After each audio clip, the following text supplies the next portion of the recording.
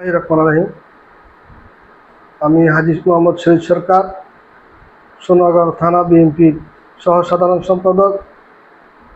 আজ 1 সেপ্টেম্বর 47তম বিএনপির প্রতিষ্ঠাবার্ষিকী হিসাবে শহীদ প্রেসিডেন্ট জিয়া রহমানের হাতে করা এই দলের পক্ষ থেকে সোনারগাঁওবাসীকে আমি শুভেচ্ছা জানাই এবং আমরা যাতে এই দলের আদর্শ নিয়ে, জিয়া রহমানের প্রতিষ্ঠা দলের আদর্শ নিয়ে আমরা সকলে কাজ করতে পারি এবং পার্বত্য তারেক রহমানের 31 দফাকে নিয়ে আমরা সারা বাংলাদেশের মানুষের পাশে থাকতে পারি এবং জনগণের উপকার হয়, সেবা করতে পারি।